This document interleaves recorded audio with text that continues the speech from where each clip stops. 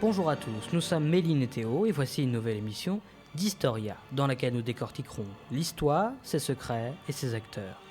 Margaret Thatcher disait « Si vous voulez un discours, appelez un homme. Si vous voulez de l'action, prenez une femme. » Et aujourd'hui, dans cet épisode de rentrée, nous parlerons de Margaret Thatcher et des grèves des mineurs dans les années 80, à l'heure où le pays se préparait, avant le décès de la reine, à de nombreuses grèves généralisées. Vous le voyez, j'accueille cette année Méline, avec qui cette chronique se tiendra désormais. Bonjour Méline. Bonjour à tous. Bonjour Théo. Margaret Thatcher, née Roberts, est venue au monde en 1925 et est issue de la classe moyenne.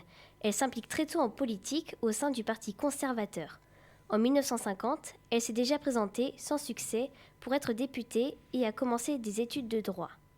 Elle ressort 3 ans plus tard en tant que barrister, c'est-à-dire un type d'avocat, avec également un mari, Denis Thatcher, et 2 jumeaux.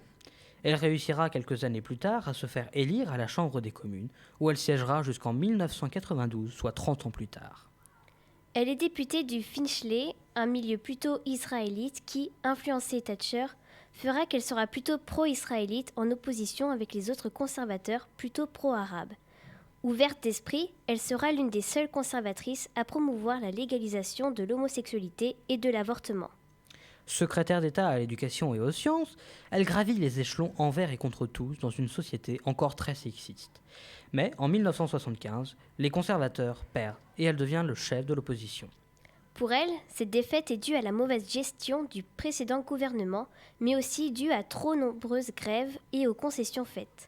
Chef de l'opposition donc, elle voyagera beaucoup, adoptant une attitude anticommuniste. En effet, elle prononcera un discours affirmant que l'URSS aspire à la domination du monde et qu'il sacrifie son peuple pour cette fin. Le mur de Berlin est alors déjà construit, mur servant plus à isoler les soviétiques, à les empêcher de quitter le territoire, plutôt que d'empêcher une attaque. C'est ce discours qui donnera le surnom de Dame de Fer par les soviétiques et repris plus tard par l'Europe entière. En 1979, elle fait sauter le gouvernement de ses ennemis travaillistes et gagne les élections dans un contexte de crise économique, sociale, politique et culturelle. Elle est alors la première ministre britannique, mais surtout la première femme dirigeante d'un pays européen. Elle applique un programme strict, annoncé, ordonné, dans un esprit de méthodisme, transmis par son père. C'est toujours au début de ses mandats qu'elle va lancer ses grandes réformes politiques, souvent libérales. Ainsi, elle fait en sorte que l'État intervienne moins ou encore que les syndicats aient moins de pouvoir. Et tout de suite, écoutons Miss Maggie de Renaud.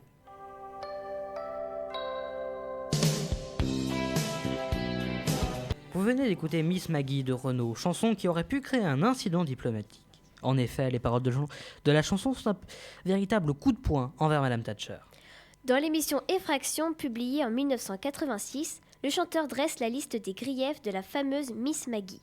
D'abord, je cite « Parce qu'elle est au pouvoir et je n'aime pas le pouvoir ». Renaud ajoute « J'aime pas les gens qui gouvernent, elle a une attitude belliciste » ou encore « Elle a des prétentions colonialistes guerrières ».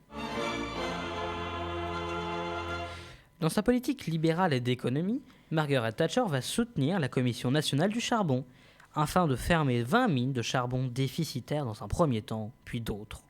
Les grèves à ce sujet sont prévues depuis au moins 1979 par le gouvernement dans le seul but d'affaiblir le syndicat, qu'elle nomme selon ses termes comme étant du socialisme non démocratique. En outre, le gouvernement va également préparer les grèves en ordonnant des stocks de charbon, en recrutant des ouvriers non syndiqués et en fermant des puits déficitaires à un moment de faible demande, c'est-à-dire au printemps. La grève se déclenche donc le 12 mars 1984.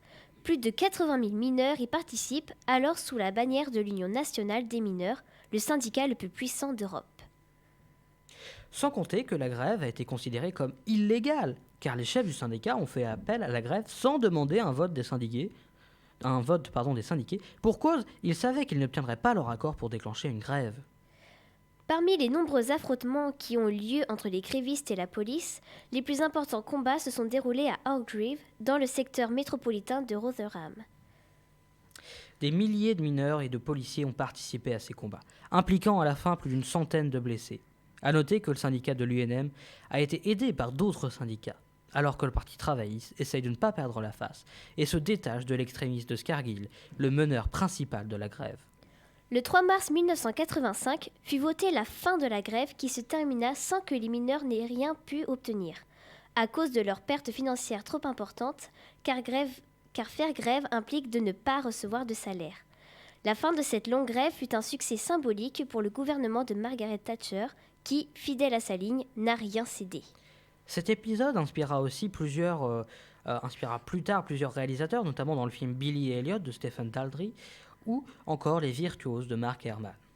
La Dame de Fer, après avoir dû gérer les grèves, l'inflation, la question irlandaise, celle qui fit blocage dans les institutions européennes, a dû démissionner en 1990, mise en minorité dans son parti.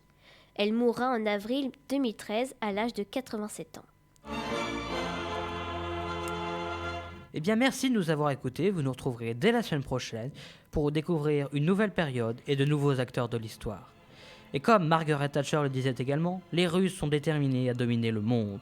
Et ils sont en train de se donner les moyens de devenir le pays le plus puissant empire du monde. Ils ont mis les armes avant le pain, alors que nous avons mis à peu près tout avant les armes.